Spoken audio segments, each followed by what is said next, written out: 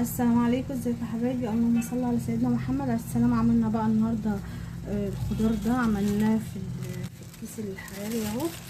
عامل ازاي البطاطس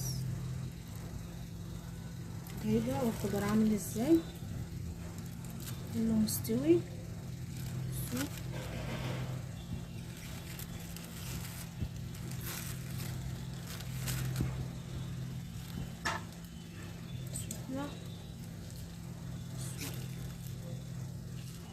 الفراخ مستوية وكل حاجة فيها مستوية، عاملة ازاي ما شاء الله. عملنا بقى جنبها شوية رز كده بالشعرية.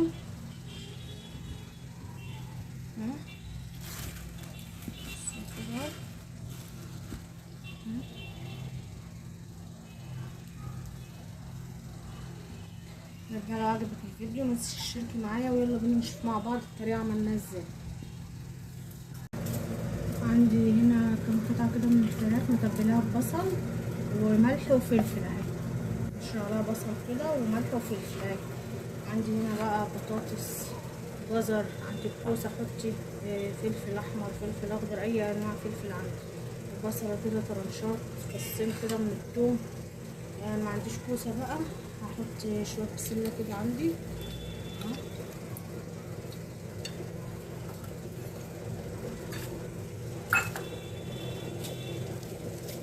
اهي.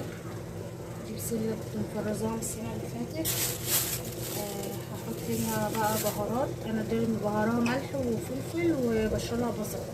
هنا عندي كمون وكزبرة وملح وفلفل وبهارات فراخ ورشه بسيطه كده من الجنزبيل ورشه من القرفه. اي بقى بهاره عندك، اي توابل حابه انت تضيفيها براحتك.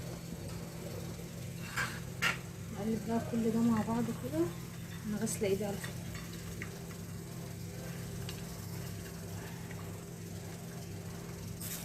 ندخله بقى في الكيس الحراري كده. النهارده نعمل كده، هحط الخضار وارجع لكم. حطيت بقى كده الخضار اهو، وادي الفراخ اهي معاها. عايزه بس اخرج الهواء من الكيس.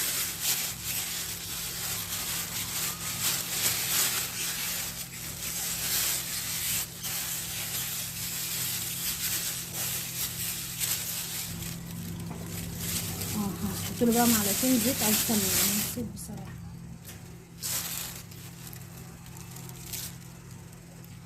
عايزه تحطي زيت حطي، عايزه تحطي سمنه حطي.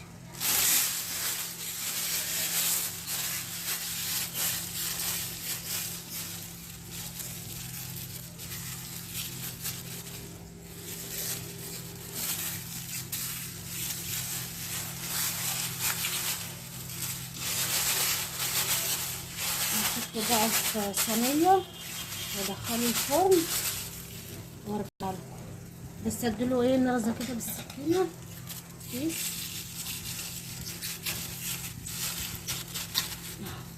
بس كده. حطيته كده في صينيه وهنزل بشويه ميه كده مغليه اهو في الصينيه وادخله بقى الفرن.